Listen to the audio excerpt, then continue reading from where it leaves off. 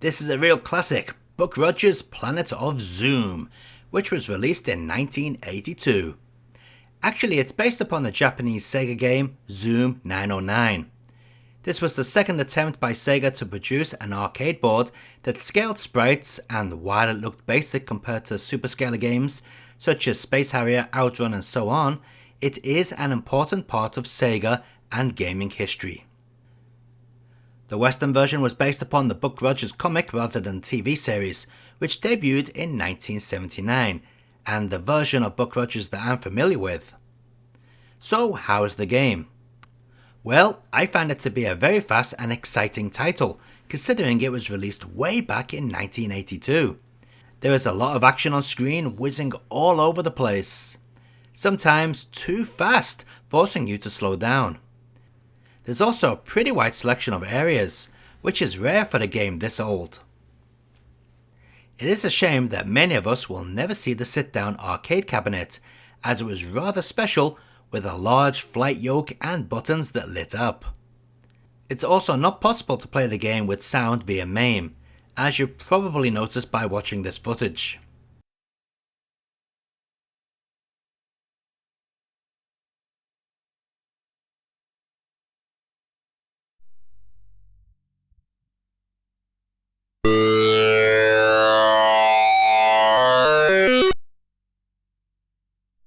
As to be expected, the Apple II port is cut down from the arcade, but what's sad is that the trench stages are now completely gone. Still, what is here does play well. I'm a really big fan of the sound effect that plays every time you start a stage. That sounds so cool.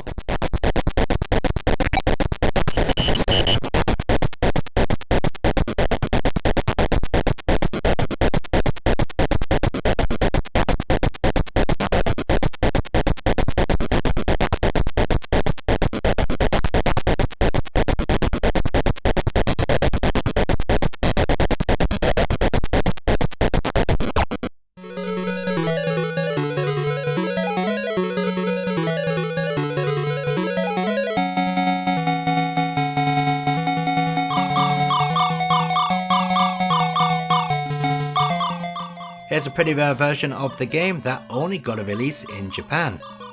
Here we have the Sega SG-1000 port by Sega themselves. Released in 1985, this port is rather impressive considering the weaker hardware of the SG-1000. We've got good music, nice graphics and fairly good gameplay.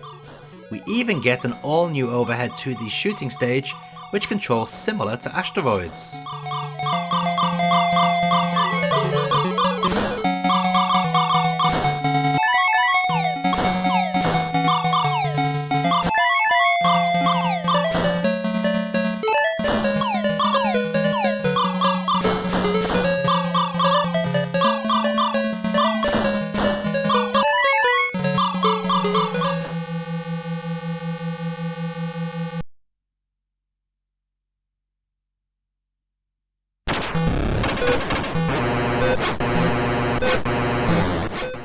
I'm not joking when I say this Atari 26000 port, while looking pretty sad, is actually fun to play. Or at least in the short term. There are only two stages that loop. The first has you flying through the gates, while the second requires you to blow up a certain number of enemy ships. The audio is basic but keeps the tension high, despite the levels repeating the same stages. A good game for those after a huge score challenge.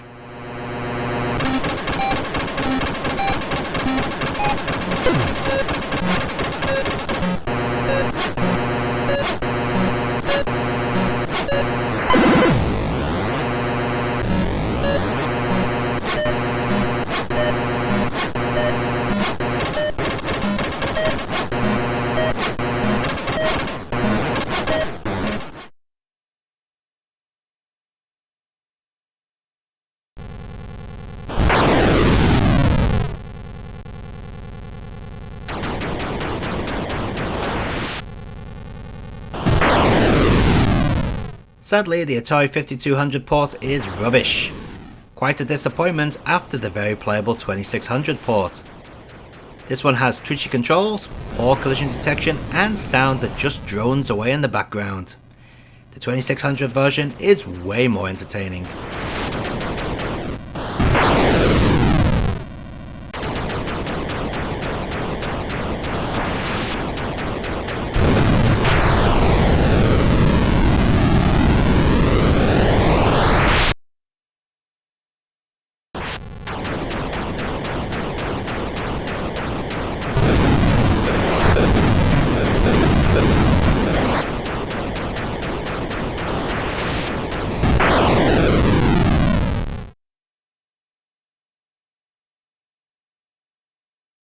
The port that made it to the Atari 8-bit line of computers is exactly the same as the 5200 version, as is the case most of the time.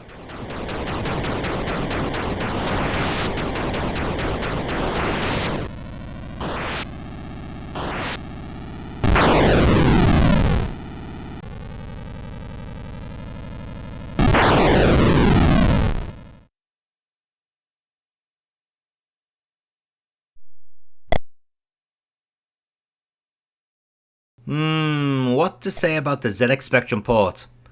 Well, it's very similar to the other computer ports we've seen up till now.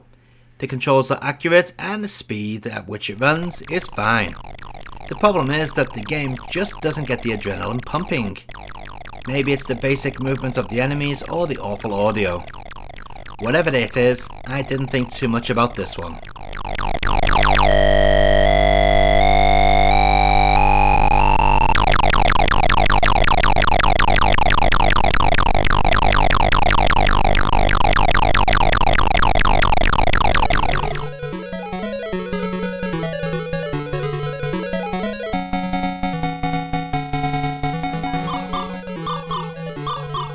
The MSX actually got two ports. Here's the first one from Japan, going under the Japanese title of Zoom 909. And it's identical to the Sega SG-1000 port, which is no surprise since Sega also ported the game to the MSX.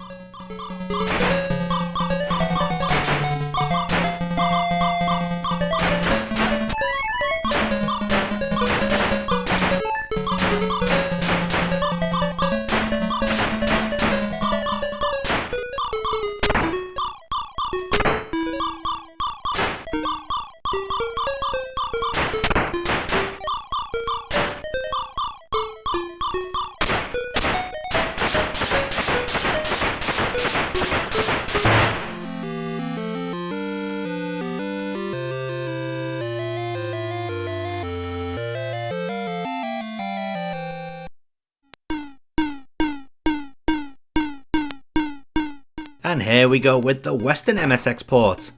I believe this was handled by Nova Games. Again, it's very much like all the other computer ports and it's pretty awful thanks to the annoying collision detection. Quite a shame too, as it looks fairly nice.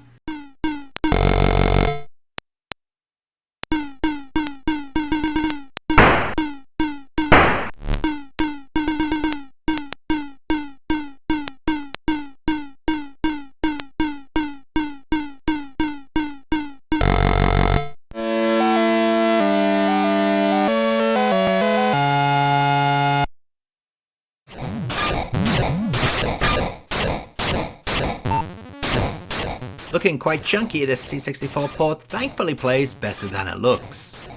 I was worried that the size of the player's ship was going to be an issue, but it turns out to be just fine.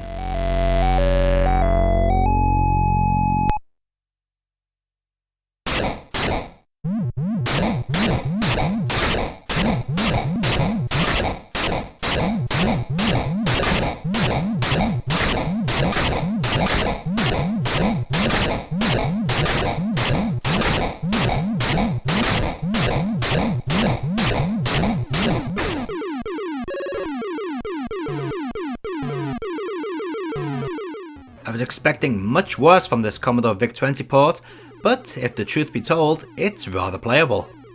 It looks in line with the system's capabilities and sounds fine too. Worth picking up if you own a Vic-20.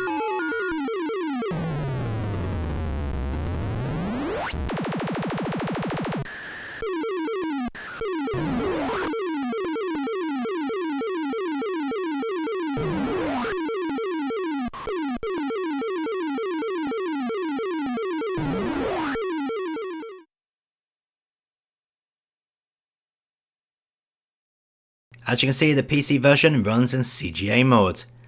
What you can also see is that my craft is stuck to the left of the screen. Yep, try as I might, I couldn't get any joystick or pad to work with this game.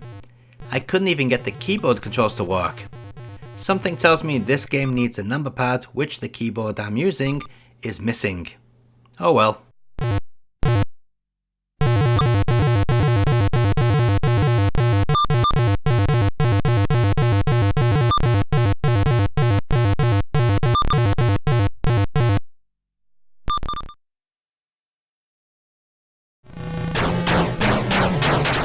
Let's finish off with the Colecovision port.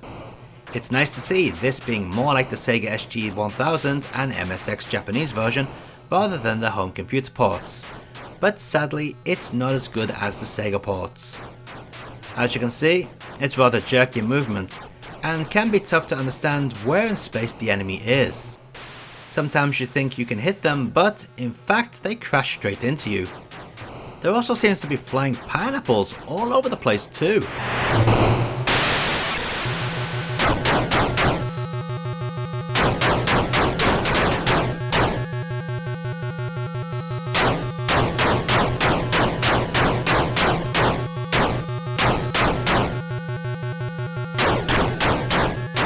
And let's take a look at all ththose versions of Buck Rogers or Zoom 909 running side by side.